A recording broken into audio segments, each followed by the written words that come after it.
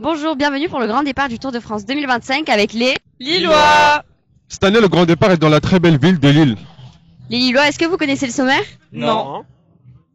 Bon, Nounours, présente-nous s'il te plaît. Oui, aujourd'hui, on a interviewé notre papy de Tour de France, Dédé, Ensuite, on a pu retrouver Manon de chez FDJ. et notre top chef, Nicolas. Place au générique.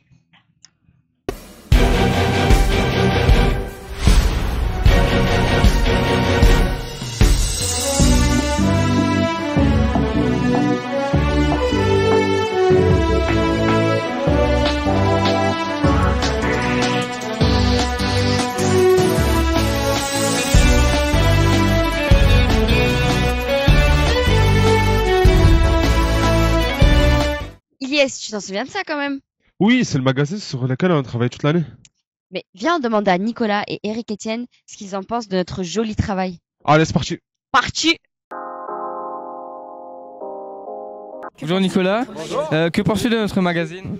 Je suis extrêmement fier de voir ce magazine. Il est très bien fait. Voilà, faut le souligner tout de suite. C'est magnifique, c'est beau. On apprend plein de choses, de très belles recettes, de bonnes astuces du chef. Et vraiment, bravo parce que c'est un magazine qui est complet et qui est même déjà essentiel sur le Tour de France. Merci beaucoup. Vous décidez de parrainer le magazine? En fait, c'est surtout Nicolas Riffel qui s'en est occupé. Et c'est aussi pour les valeurs qu'il est chez vous. Et c'est aussi pour ces mêmes valeurs qu'il est chez moi. Voilà, donc en fait, Nicolas, c'est le lien entre nous et les pitchouns. Voilà. Merci beaucoup. Quelle est ta recette préférée dans le livre, dans le magazine? Moi, j'adore les endives. Donc je dirais vraiment le chicon, on est en plein dedans ici. Les endives, c'est bon pour la santé, je crois, Eric. Eric fait beaucoup de sport. Et moi, c'est vraiment celle à base d'endives. Ça, c'est ma recette. Peux-tu nous parler du défi que les pitchouns feront chaque matin? Alors là, je vais peut-être passer la main à Nicolas parce que je ne connais pas le défi des pitchouns. Je connais mon défi à moi tous les jours, qui est de faire une belle opération. Mais le défi des pitchouns, ça va être quoi, Nicolas? Les recettes. Avec les producteurs. Alors des recettes chaque jour avec les producteurs. Voilà, ça c'est un vrai défi. Et surtout qu'on a des producteurs locaux qui sont de très belle qualité. Et vraiment, moi je trouve ça admirable qu'ils puissent venir exposer leurs produits, les faire déguster dans des univers où il y a beaucoup de médias. Comme ça leur permet d'être un peu mieux connus. Alors que comme ils ne sont pas très grands, s'ils n'avaient pas ça, ils auraient beaucoup de difficultés à se faire connaître. Donc c'est plutôt une super opportunité. Merci les pitchouns. Merci à vous.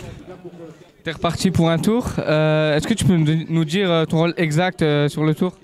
Alors ici, mon rôle exact, c'est d'être l'ambassadeur des alliances locales Leclerc, juste derrière nous, qui sont les producteurs locaux à moins de 100 km autour de l'étape. Donc c'est un travail en amont, de pouvoir les sélectionner, de travailler avec les centres Leclerc et surtout de ramener un petit peu l'essence du terroir, c'est-à-dire d'avoir des bons produits. Là, on est à Lille, on parle d'endives, de chicon. Voilà, que ça soit bien respecté, de les mettre en avant surtout. Et ça, c'est très important avec le maillot à pois. Dernière question. Alors, qu'est-ce qui te plaît à être journaliste pour les pitchouns? C'est ma première année et j'adore le sport en général et je trouve que c'est un événement assez intéressant où on découvre pas mal le Tour de France que je connaissais pas trop et j'y prends beaucoup de plaisir, découvrir les caméras et découvrir ce que ça fait d'interviewer des personnes aussi. Alors, ce qui est génial quand même, c'est que maintenant le Tour de France est aussi féminin. J'espère que tu vas quand même regarder ça avec beaucoup d'attention. Bien sûr, bien sûr. Merci. À vous les studios. J'ai une dernière question pour vous. Pourquoi parrainer le maillot à pois? Alors c'est une bonne question parce que j'aurais jamais parrainé d'autres maillots. Mais le maillot à pois, c'est le maillot du courage. Voilà, ce que vous êtes toutes et tous là. Voilà, le courage, l'abnégation, la ténacité, la résistance. Et c'est le maillot préféré des Français. Beaucoup de Français ont porté le maillot à pois. Les pitchouns, bon courage, bon tour, bravo à tous et toutes. Merci. Amina, ça te donne pas envie de devenir hôtesse chef déjà à force de venir au Tour de France? Si, de fou. Mais je connais pas du tout le métier et j'aimerais bien le découvrir. Ah bah ça tombe bien, je connais Manon de chez FDJ. On la retrouve tout de suite. Alors bonjour, aujourd'hui nous nous retrouvons avec mademoiselle Manon. Voilà. Bonjour. Bonjour. Alors j'aurais quelques petites questions pour vous. Alors on peut commencer par la première. Peux-tu nous expliquer en quoi consiste ton travail pendant le Tour de France? Allez, très bien. Mais moi, je suis hôtesse sur le stand de la FDJ. Donc, je m'occupe d'accueillir les invités VIP sur le stand. Je leur sers à boire. Je vérifie qu'il y ait toujours à manger, que tout se passe bien pour eux. Et je leur distribue par la suite des cadeaux. Ok. Voilà. Ok, c'est sympa. Alors, passons à la deuxième question. Allez. À quoi ressemble une journée type pour une hôtesse dans la caravane publicitaire? Alors, pour une hôtesse dans la caravane publicitaire, c'est vrai que moi, je suis sur le stand. Donc, je ne sais pas exactement, mais je pense qu'ils se lèvent tôt déjà, le matin. Et après, ils mettent l'ambiance. Mais toute la journée. Bon, ok, sympathique, sympa. Donc, on passe encore à la prochaine question. Oui. Est-ce qu'il t'est déjà arrivé une petite anecdote drôle ou un moment touchant avec le public? Alors, je réfléchis. Moi, c'est vrai que l'année dernière, je faisais l'animation aussi. Donc, c'est mon deuxième tour déjà. Ok. Et c'est vrai qu'il y a toujours du monde qui vient te demander des cadeaux. Ils troquent. Donc, ça, c'est assez amusant à voir. D'accord, ok. Et du coup, dans l'animation, le côté animation, il consistait en quoi? Il consiste à... En fait, c'est la roue de la chance. Ok. Donc, il y a une roue qui font tourner. Ouais. Il y a plusieurs catégories de questions. Et après, tu distribues des cadeaux s'ils gagnent et s'ils perdent un petit copex. Ok, pas mal, sympa. Alors, prochaine question. C'est comment de vivre cette aventure avec toute l'équipe FDJ? Mais c'est incroyable. Déjà, on est une super équipe. On s'entend tous bien. Et voilà, il y a toujours de la bonne humeur et on communique très bien. Voilà, ok. Bah, parfait. Bah, merci d'avoir répondu à mes questions. Merci Manon. Merci. Amélie, t'as fait combien de grands départs? Est-ce que tu peux nous raconter tes meilleures expériences? Bah moi j'en ai fait 5, mais je connais quelqu'un qui en a fait plus que moi. Attends, je devine. Dédé. Mais oui, t'as grave bien deviné. Bon, on retrouve tout de suite Dédé pour qu'il nous raconte ses expériences du grand départ au Tour de France. Bonjour. Bonjour. Ça va? Mais très bien et toi? Ça va, ça va. T'es contente d'être là? Oui. Et ben voilà, c'est parfait. On est tous heureux d'être ici dans le Nord. Merci, le Nord c'est le meilleur. Est-ce que t'as des... C'est quoi tes meilleurs souvenirs du grand départ du Tour de France? Ouh là là. Alors, j'ai plusieurs souvenirs. Le premier, c'est mon premier grand départ. C'était en 1997. Il y a longtemps. Ouais, c'est ça, merci de me le rappeler. Et c'était un grand départ qui était à Rouen.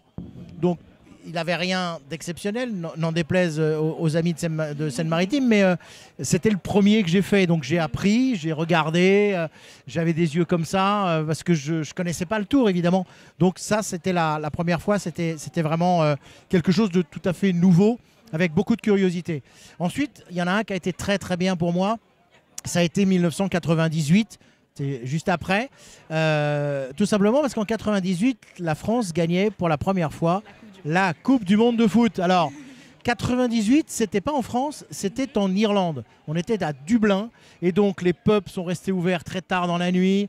On a fait la fête. Moi, j'ai regardé la Coupe du Monde dans une distillerie qui produisait du whisky, chez Jameson pour ne pas les citer. Et évidemment, on n'a pas bu que de l'eau. Donc c'était vraiment un très très bon souvenir. Et puis pour rentrer, on était un peu fatigué. Pour rentrer, j'ai un peu oublié que j'étais en Irlande. Et donc j'ai conduit à droite. Voilà. Et comme à 3 h du matin, il n'y avait plus personne sur les routes et que l'hôtel était très proche, il ne nous est arrivé pas grand-chose. Puisque... on aurait quand même pu avoir un petit accident. Donc voilà, ça c'était surtout parce qu'il y avait cette ferveur avec 98 et la Coupe du Monde. Et puis il y en a eu d'autres qui étaient quand même très très sympas. C'était les départs de l'étranger, que ça soit Londres, que ça soit parfois également quand on est parti de Belgique ou d'Espagne, de Bilbao. Et puis évidemment, un grand départ qui moi sonne particulièrement, c'est le grand départ de Florence l'an dernier. Tout simplement parce que je suis moitié français et moitié italien. Et non seulement, mais je suis de Toscane. Florence, c'est la Toscane. C'est à 2 pas de là où vit une partie de ma famille. Donc évidemment, pour moi, c'est un excellent souvenir. Ah maintenant, oui, j'espère que le Tour repartira d'Italie, un de ces 4. C'est pas gagné. Merci. Merci beaucoup d'avoir regardé. Attends, t'as oublié un truc. J'ai oublié quoi? Les images du jour. Ah mais oui, c'est vrai, mince. Bon, ben on retrouve tout de suite les images du jour avant de dire au revoir.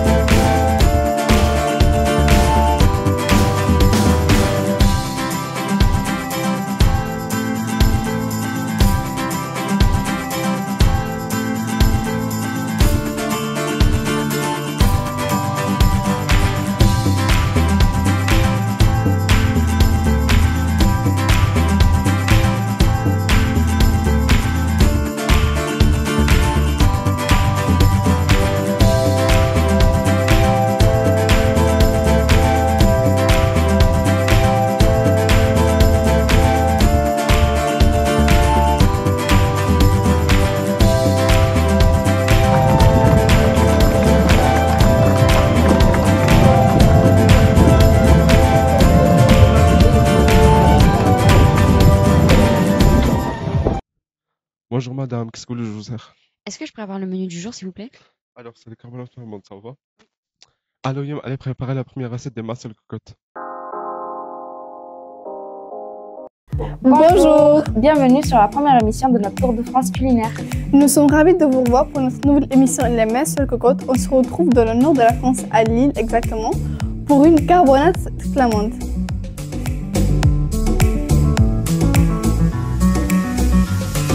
Ça ressemble un peu à un bœuf bourguignon, sauf qu'on va venir utiliser de la bière brune pour venir cuire et caraméliser le plat.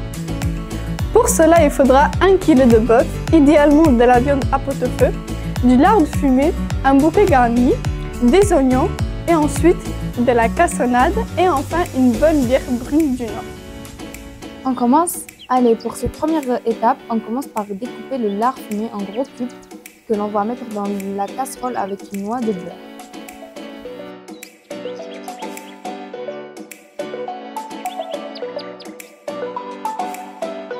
Pendant que le lard est en train de dorer dans la marmite, on va découper les oignons grossièrement et les ajouter avec le lard.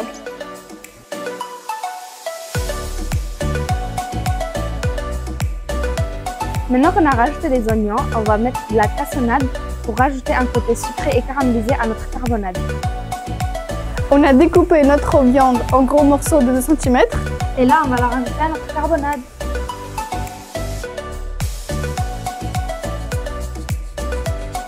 N'oubliez pas de rajouter le bouquet garni. Et on ajoute la bière pour couvrir notre viande et laisser mijoter à couvert.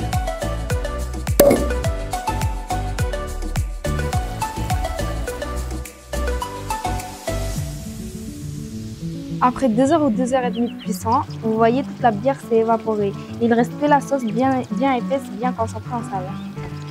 Retrouvez-nous dans notre émission Des Tours sur les Tours pour nos interviews, nos rencontres souvent exceptionnelles. Je vous en dis pas plus. Petit résumé de cette première étape ici à Lille, notre journée sur nos différents réseaux sociaux et nos émissions à découvrir sur TV Pichoun. Notre carbonate flamande est prête. Bonne dégustation! On se retrouve demain pour la deuxième étape du Tour de France entre Lewin-Planck et Boulogne-sur-Mer pour un gratin de chican au maroilles. À demain!